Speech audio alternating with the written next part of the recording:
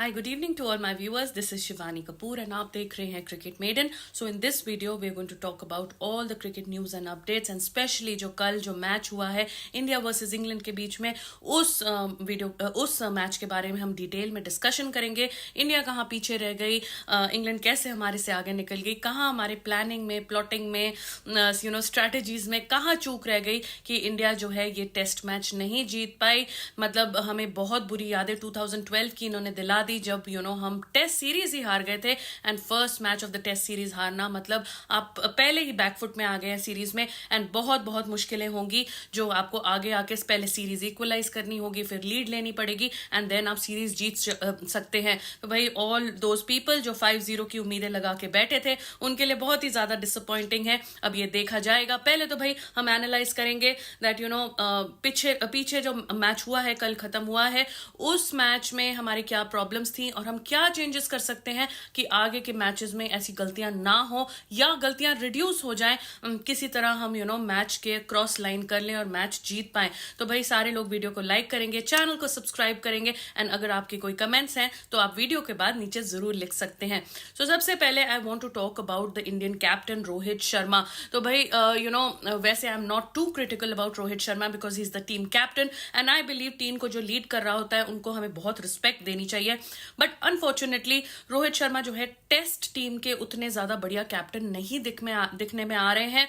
I have often observe, मैंने बहुत बार ये नोटिस किया है दैट जब टीम की सिचुएशन टाइट होती है, जब स्पिनर्स को उनकी मार पड़ रही होती है, जब दूसरे ऑपोजिशन जब एक पार्टनरशिप लगा लेता है तो रोहित शर्मा जो है वो थोड़े क्लूलेस से हो जाते हैं कि भाई अब वो क्या करे, क्या चेंज करे, फील्ड प्लेसमेंट क्या करे. एंड वहां जो है स्ट्रैटेजीज थोड़ी सी आउट ऑफ सॉर्ट्स चली जाती है. तो मुझे ऐसा लगता है कि क्योंकि रोहित शर्मा के पास बहुत अच्छी टीम है, उनके पास होम एडवांटेज है, तो अच्छे प्लेयर्स के साथ वो अच्छी परफॉर्मेंस दे देते हैं. But as and when situation tough होती जाती है, जैसे हमने वर्ल्ड कप फाइनल में देखा, WTC फाइनल में देखा और कल के मैच में भी देखा, जब आगे वाले जो टीम थे वो कंपटीशन दे रहे थे, तो उस हिसाब से रोहित शर्मा जो है उतने डायनामिकली चेंजेस नहीं कर पा रहे थे, ना बॉलिंग चेंजेस, ना फील्डिंग चेंजेस और ना ही स्ट्रैटेजीज अपनी अपना पा रहे थे और सब कुछ फेल हो रहा था. सो भाई रोहित शर्मा की कैप्टनसी में बहुत बड़ा क्वेश्चन मार्क है अनफॉर्चुनेटली.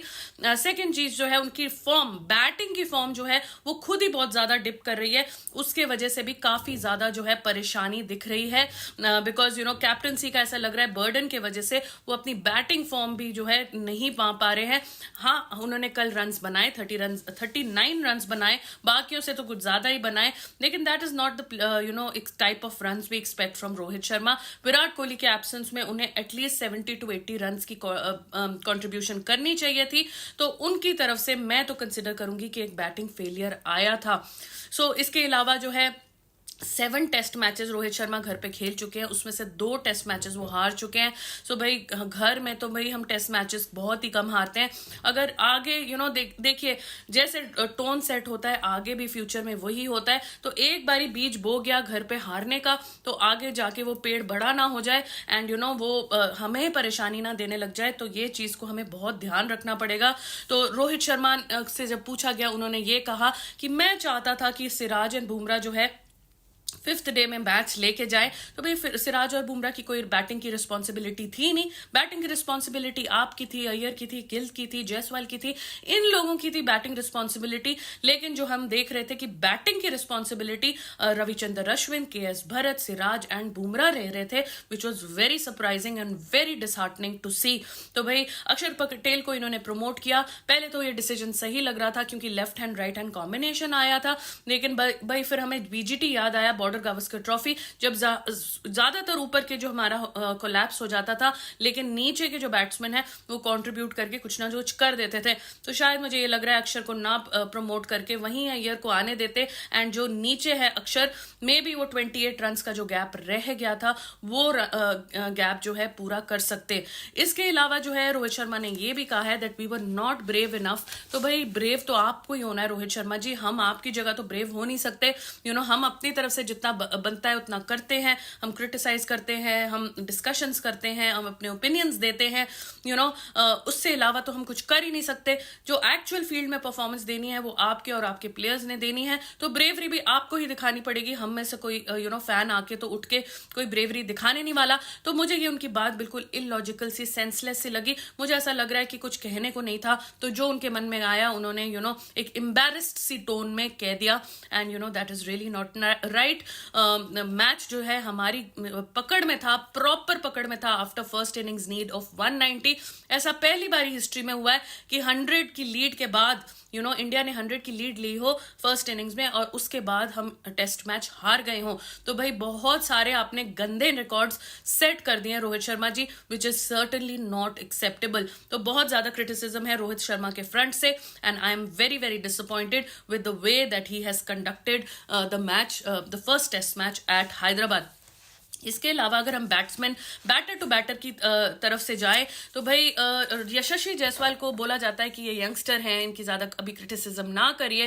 फर्स्ट इनिंग्स में जो है इन्होंने 80 रन बनाए, फास्ट रन बनाए, अच्छे रन बनाए, लेकिन सेकंड इनिंग्स में इतना ज्यादा ये स्ट्रगल कर रहे थे, स्पेशली अगेंस्ट स्पिन। इनको बॉल ही नहीं दिख रही थी, बॉल ही नहीं समझ आ रही थी, एंड बहुत बच बच के इन्होंने रन बनाए, जितने भी रन बनाए, एंड ऐसा लग रहा था कि कोई अनाड़ी खिलाड़ी खेल रहा है जिसने कभी स्पिन की शक्ल भी नहीं देखी है। एंड सामने थे बॉलर, वो थे रूट। तो भाई रूट अगर एक पार्ट टाइम बॉलर से आप इतना ज्यादा फंस जाएंगे तो आपका माइंडसेट भी आपके सीनियर्स जैसा ही है, एब्सोल्युटली डिफेंसिव। तो यंगस्टर प्लेयर है, बहुत रॉ टैलेंट है एंड बहुत ही अच्छा टैलेंट है। इतना डिफेंसिव प्ले जो है हम यशस्वी जायसवाल से एक्सपेक्ट नहीं करते हैं। इसके अलावा अगर हम शुभमन गिल की बात करें तो भाई इनके बारे में कहने को तो बहुत कुछ है, लेकिन बार बार अपना दिल जलाना, बार बार अपना गुस्सा जताना, इन चीज में क्या फर्क पड़ जाएगा। जबकि राहुल द्रविड़ ने, रोहित शर्मा ने शुभमन गिल को ड्रॉप तो करना ही नहीं है। उन्होंने ठान के बैठी है, चाहे वो 0 बनाए, चाहे वो 50 बनाए, चाहे वो 100 बनाए, चाहे वो कैचेस ड्रॉप करे, चाहे वो फील्डिंग गंदी करे, चाहे वो कुछ भी ना करे, उनको टीम में रखा ही जाएगा। बिकॉज जो है अंडर 19 से राहुल द्रविड़ शुभमन गिल को ग्रूम कर रहे हैं, एंड इतनी जल्दी वो उनपे गिव अप नहीं करेंगे। गिव अप करने की बात नहीं होती मेरे हिसाब से। अगर वापस जाए, वो रणजी में जाए, एक तो थोड़ा सा ईगो लेवल जो है, सेल्फ कॉन्फिडेंस लेवल जो है वो नीचे आएगा, थोड़ा धीमा होगा, and you go back to Ranji, you get back to your roots, you get back your form, rather than getting your form in the international matches जहां आप कंट्री की लगा रहे हैं। उससे बेटर है आप रणजी में जाइए, वहां अपनी फॉर्म वापस लाइए। जब आपके बैट से रिदम आनी शुरू हो जाए तब आप नेशनल टीम में वापस एंट्री करने की कोशिश कीजिए, लाइक एवरीबडी एल्स डज। तो शुभमन गिल का फर्स्ट इनिंग्स में थी 23 रन थे इन 66 बॉल्स, तो it was quite a slow innings. लेकिन जो सेकंड इनिंग्स थी उसमें उन्होंने सिर्फ 0 रन बनाए थे, अंडा गोल परफॉर्मेंस थी।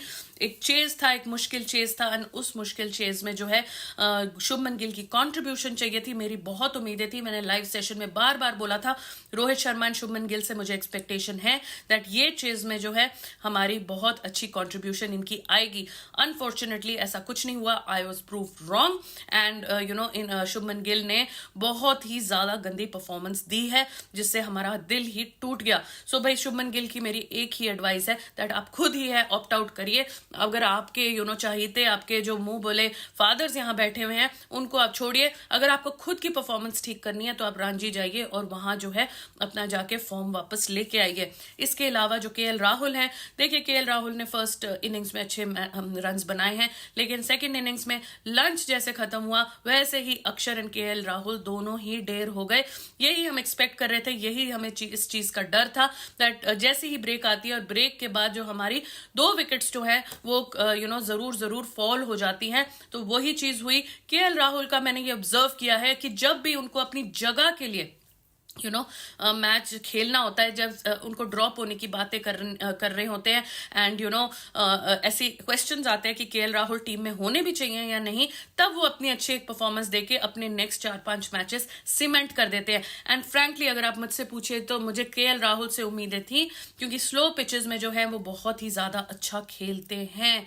But he did not do well yesterday. He was very पहले थोड़ा लग रहा था स्टेबल हो जाएंगे, लेकिन लंच के बाद आके ही उन्होंने एकदम फॉलिंग अगेंस्ट स्पिन, मतलब पीपल लाइक अक्षर पटेल, केएल राहुल एंड श्रेयस अय्यर, जो आपकी स्पिन आपकी स्ट्रेंथ है, अगर स्पिन के अगेंस्ट आप फॉल कर जाते हैं तो इससे ज्यादा बेवकूफ इंसान कोई मुझे दिखता नहीं है। तो भाई KL Rahul ji, I think personally without wicket keeping आपकी एज अ प्योर बैटर इस टीम 11 प्लेइंग 11 में जगह नहीं बन रही है। I think he has to only play as a wicket keeper batsman, because जो अभी करंट विकेट कीपर खिला रहे हैं केएस भरत, वो तो नाम के एकदम अंडा गोल है। चाहे उन्होंने फाइट कल अच्छी की, but he is only a 30-40 player, उसके ज्यादा उनकी कैपेबिलिटी नहीं है। सो KL Rahul, if he has to play in this playing 11, he has to play as a wicket keeper batsman. Then only उनकी इस प्लेइंग 11 में जो जगह है वो जस्टिफाई होगी, अदरवाइज उनकी कोई जगह एज अ प्योर बैटर नहीं बन रही है। इस चीज पे भी हमें थोड़ा सा डिस्कशन करने की जरूरत है। तो आप लोग भी मुझे बताइए अपने कमेंट्स में that do you think that KL Rahul justifies his place as a pure batter और he should play as a wicket keeper batsman, तो कि ताकि हम एक और स्पेशलिस्ट बैट्समैन है इस बैटिंग लाइनअप में डाल सकें। इसके अलावा जो है Iyer, the great Iyer, the collar up Iyer, the stylish Iyer, the बालियों वाला अय्यर, द कंधे चलाने वाला अय्यर, ये अय्यर जो है इसने हमारी टीम की नैया डुबो के रहनी है अपने स्टाइल से। एक दिन पहले 2 दिन पहले बीसीसीआई के जब अवार्ड्स थे, इतने एरोगेंटली बात करनी, इतने एरोगेंटली बिहेवियर करना, च्विंगम चबाते रहना, टेलीविजन में पोज मारना, स्टाइल मारना, जैसे इनसे बड़ा खिलाड़ी तो अभी तक इंडियन क्रिकेट में पैदा ही नहीं हुआ है। तो I think this is absolutely rubbish, एकदम रबिश बिहेवियर है ये, एकदम एरोगेंट बिहेवियर है। श्रेयस अय्यर स्पिन का किंग कहा जाता है इन्हें, एंड स्पिन पे ये आउट हो रहे हैं, स्लिप पे कैच दे रहे हैं और ऐसे दे रहे हैं कि भाई मैं तो टायर्ड हूं, I am not contributing to this chase, I am going to go back and relax and hear my music, where my बालीज एंड मारो my style, that is what I am there for. If you want me to play in tough conditions, that's not my game. So भाई श्रेयस अय्यर का आई don't think इनकी भी जगह बन रही है। श्रेयस अय्यर आई थिंक इसलिए ये बच रहे हैं क्योंकि ज्यादा जो बाकी बैट्समैन है वो परफॉर्मेंस नहीं दे पा रहे। फॉर एग्जाम्पल शुभमन गिल, सो शुभमन गिल के सारा टेंशन है, सारी गालियां है, सारा क्रिटिसिज्म है शुभमन गिल की तरफ जा रहा है, लेकिन जो श्रेयस अय्यर हैं वो उन पे ज्यादा उतना ध्यान नहीं जा रहा है, दैट इनकी भी परफॉर्मेंस जो है काफी ज्यादा बेकार है।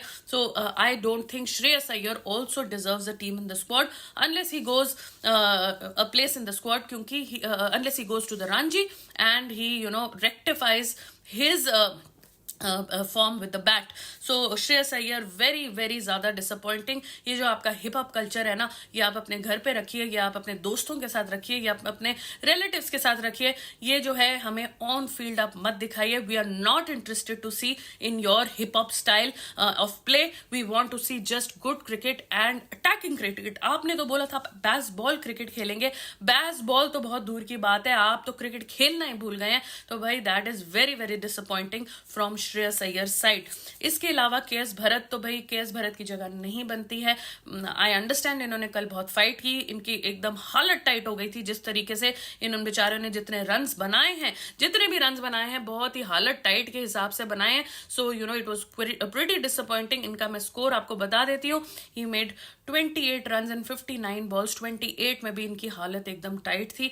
सरफराज को डालिए please. I don't no BCCI को क्या प्रॉब्लम है सरफराज से, क्या इश्यूज है उनके, फिटनेस के अगर इश्यूज हैं तो यार फिटनेस में वो डोमेस्टिक लेवल पे भी बहुत रन्स बना रहे हैं। आप उनको ट्राई करके दीजिए, देखिए, एक बारी डाल के देखिए।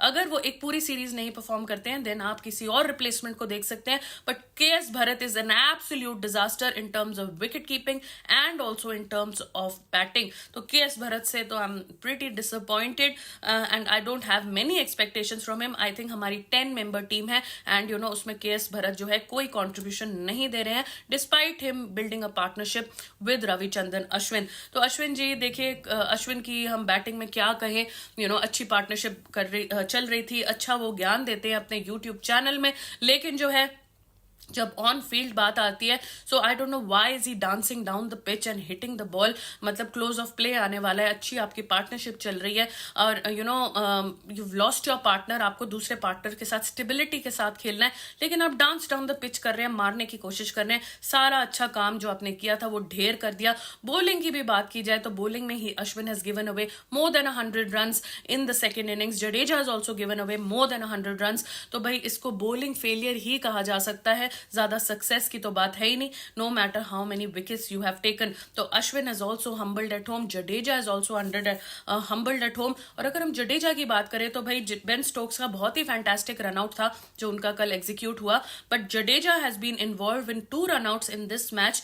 पहले इनिंग्स में उन्होंने बॉल वॉचिंग करते करते अश्विन को रन आउट करवाया एंड सेकेंड इनिंग्स में उन्होंने वो खुद ही रन आउट हो गए, you know which is a crime in test cricket. तो भाई क्रिमिनल एक्टिविटीज करते हुए जडेजा जी हमारे, और अब जो है उनका हैमस्ट्रिंग में कोई प्रॉब्लम आ गई है एंड न्यूज ये आ रही है कि शायद वाइजैक के मैच में जडेजा नहीं खेलेंगे, शायद हम उनको वहां खेलते हुए नहीं देखेंगे। So that's also a big big loss because Jadeja is good with the ball in you know Indian pitches. हालांकि यू नो अभी उन्होंने 100+ रन दे दिए सेकेंड इनिंग्स में, लेकिन जो है फिर भी हम उनसे एक ऑलराउंडर की एक्सपेक्टेशन रखते हैं। बैटिंग से उन्होंने 80 रन प्लस कंट्रीब्यूट किए हैं, फर्स्ट इनिंग्स में इवन विकेट्स ली हैं, बट यू नो अब now most likely he is going to be out of the Vizag test match. इसके अलावा अगर अक्षर पटेल की बात करें तो भाई अक्षर पटेल जी, सारी दुनिया को ये पता है कि इंडिया की एक वीकनेस है कि एक ब्रेक के बाद विकेट्स फॉल हो जाती हैं, तो आप पे इतनी अकल तो होनी चाहिए थी कि यू नो आप थोड़ी देर खेलते, आराम से खेलते। आते ही उन्होंने सोचा भाई लंच खा के मैं बहुत टायर्ड हो गया हूं, अब मुझे थोड़ा रेस्ट चाहिए, I don't want to play any more. So भाई लंच जैसे ही हुआ वैसे ही इन्होंने अपनी विकेट गंवा दी। सो भाई वेरी बैडली डन अक्षर पटेल। सो अक्षर पटेल जो है उनको प्रमोशन मिल गई थी 9 से, उनको ऊपर चांस मिला था, लेकिन he did not capitalize on that.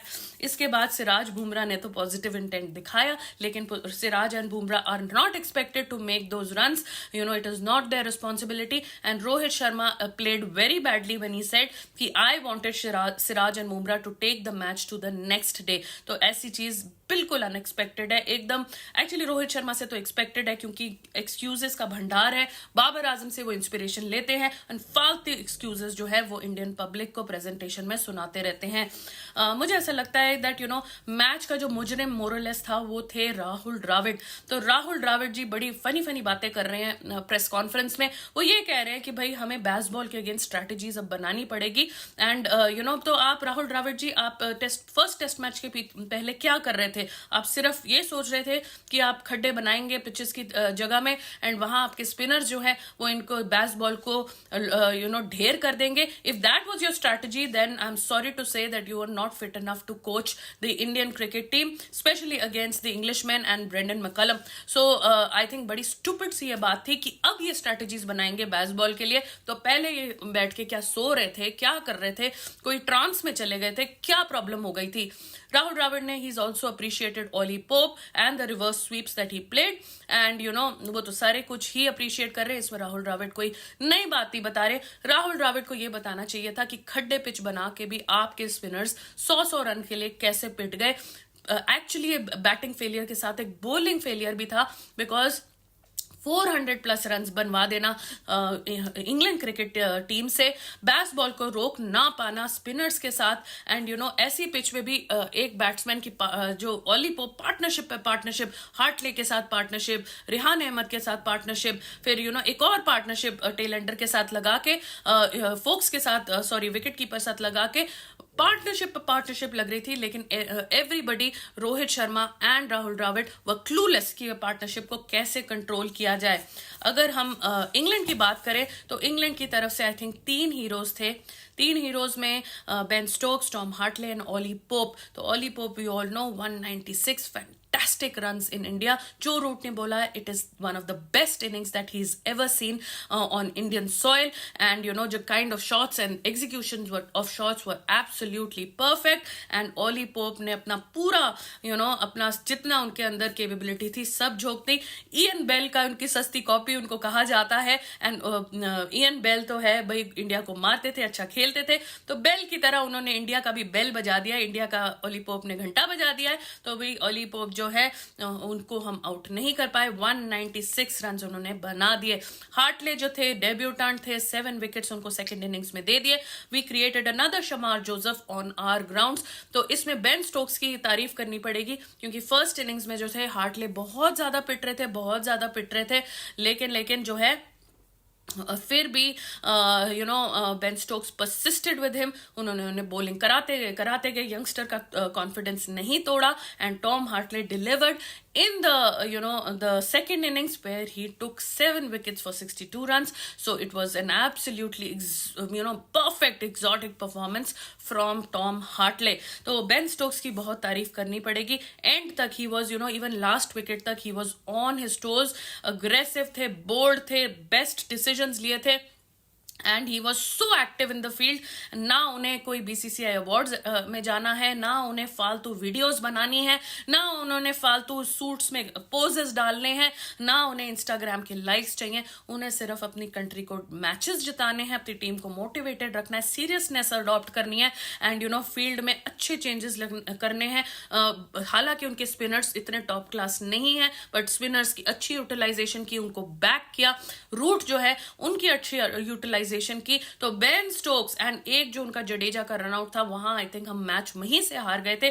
Brilliance in the field and that brilliance came because he is superbly fit. अभी उनकी सर्जरी हुई है, 7-8 किलो कम हो गए, पतले भी वो लग रहे हैं, लेकिन फिटनेस में कोई कॉम्प्रोमाइज नहीं है। तो Ben Stokes and Brendon McCullum का बैस बॉल को मैं 1 पॉइंट देती हूँ एंड इंडिया को हम 0 पॉइंट देते हैं। तो Baz ball wins, India loses and we are 1 down in this 5 match series. तो बहुत टफ सीरीज होने वाली है क्योंकि नेक्स्ट अब जो है विशाखापट्टनम में अब देखा जाएगा कि फिर से ये रैंक टर्नर अगर बनाते हैं, और रैंक टर्नर बनाने के चक्कर में ये खुद ही ढेर ना हो जाए। तो भाई बहुत ही ज्यादा कॉम्प्लिकेटेड क्वेश्चंस हैं टीम सिलेक्शंस पे, लोगों की फॉर्म्स पे। विराट कोहली की टीम के में ना होने पे बहुत बड़ा जो है क्वेश्चन मार्क है दैट विदाउट विराट कोहली आप 231 का भी टारगेट नहीं चेज कर पाए। तो is Virat Kohli so important in the team? And अगर वो इतने इंपॉर्टेंट है तो उनकी पोजीशन में, उनकी प्लेस में, उनकी स्टाइल ऑफ प्ले में इतने क्वेश्चन मार्क्स जो हैं